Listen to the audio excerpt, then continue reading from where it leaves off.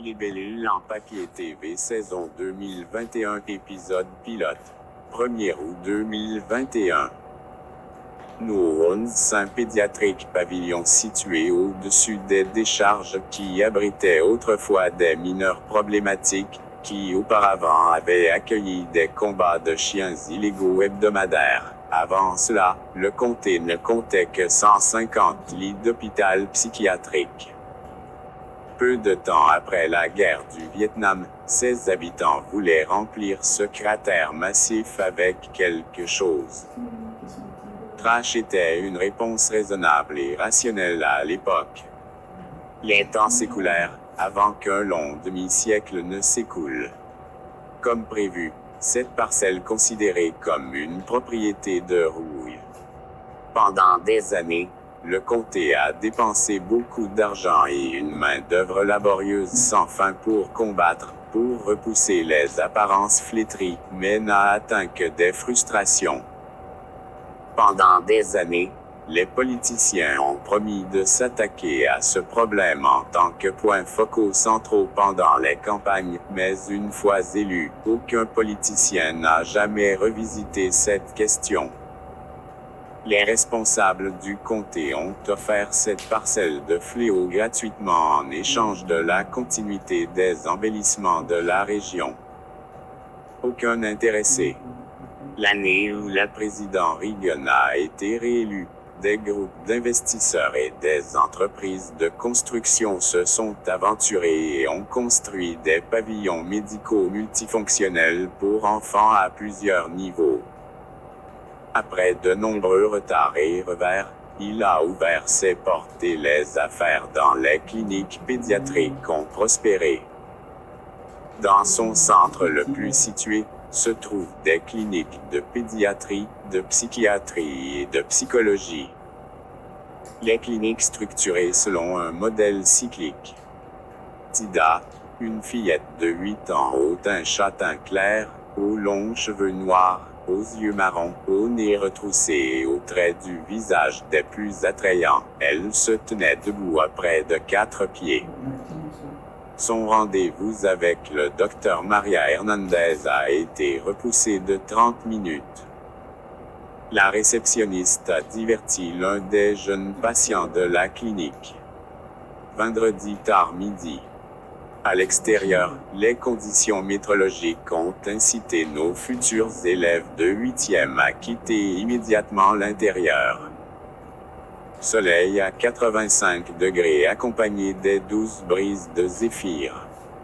Un ciel clair et ultra bleu avec de maigres nuages blancs et gonflés dispersés dans tout le cosmos avec un espace apparu plus haut que d'habitude. L'orphelin Dudley était assis à ma droite. Dudley, un Indien indigène et des latinos avec de longs cheveux noirs entrelacés, des pommettes hautes, minces et debout à 5 pieds 3 pouces et vêtu d'un vieux tee, un short de bain et des tongs, a lu le catalogue de l'école. Pendant environ 15 minutes, il n'avait pas fait n'importe quel son. Il marmonnait périodiquement. Le baron Duke, un gamin blanc millionnaire avec les cheveux blonds les plus courts et les yeux les plus bleus, mince et se tenait debout à 5 pieds 4 pouces, s'assit à ma gauche et le lut aussi. Il n'avait pas beaucoup parlé non plus. Jamais de bonnes nouvelles quand les deux n'ont fait aucun commentaire. Nous nous connaissions depuis l'âge d'or de la prématernelle. Nous pouvions lire les langages corporels des autres. Dudley marmonna, Caleb. Baron dit quelque chose doucement.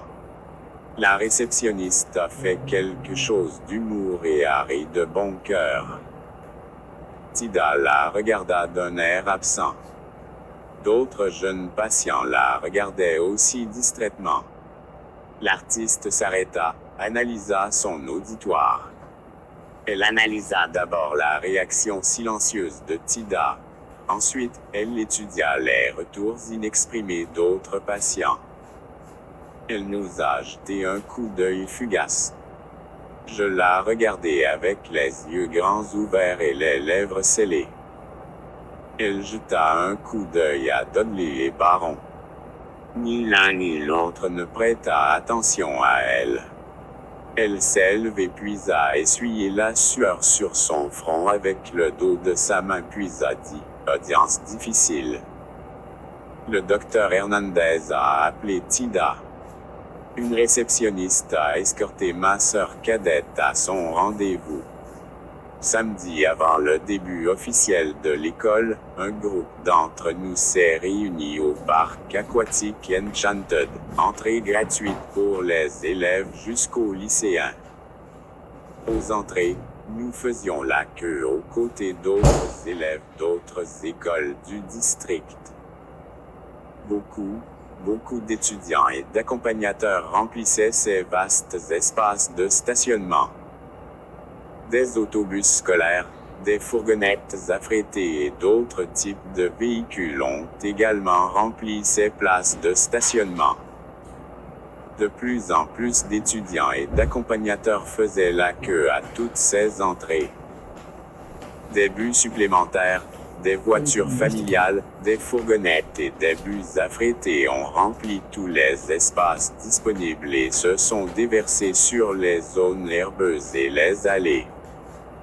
Beaucoup de vélos et de planches à roulettes regroupés dans quelques zones les plus proches des portes d'entrée. Baron chaperonné sur limousine et majordome. Dudley et moi sommes montés sur nos vélos. Nous nous sommes rencontrés à l'arrière de la masse des gens. Nous nous sommes salués à coups de poing puis avons fait la queue derrière les autres. Nos autres camarades de classe étaient parmi d'autres masses d'amateurs du parc. Les conditions météorologiques les plus proches de l'acceptable, mais se sont rapprochées d'un territoire faisable. À 8 heures du matin, la température atteint 70 degrés avec un courant d'air modéré. Nuages matinaux dispersés dans l'atmosphère. Des brises soleil sont apparues dans l'hémisphère oriental. Là-bas, cette portion particulière était éclairée de couleur orange clair, il semblait qu'un feu de camp était érigé. Les mouvements et les bruits de bedlam des participants les plus animés venaient de toutes les directions. Les plus jeunes ont fait preuve de vitalité. Les plus âgés affichaient de la sérénité. Les chaperons ont démontré des capacités multitâches. Les employés de parc ont aidé et donné des conseils. Tout le monde de toutes les directions a contribué au pandémonium de mouvements et de bruit dans le parc aquatique enchanté. Mes parents ont emmené Tida et mon frère aîné Seth, un lycéen et ma sœur aînée Siakim, un étudiant en 2e année pour voir nos grands-parents. J'ai choisi de ne pas y aller pour plusieurs raisons. Toutes les énigmes morales de mes grands-parents ont évolué autour de Tida et moi. Ils prétendaient que je traitais ma sœur cadette comme si elle était ma fille.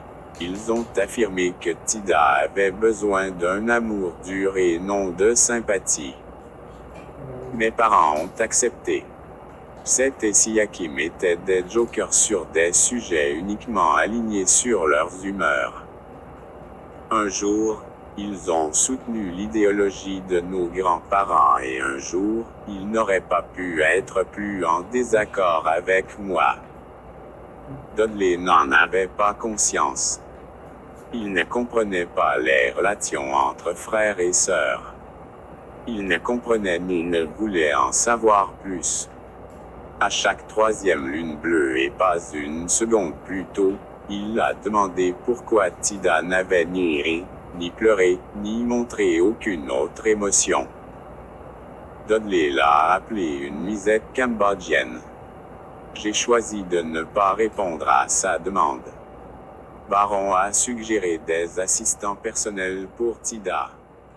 J'étais coincé entre deux extrêmes et les deux proposaient des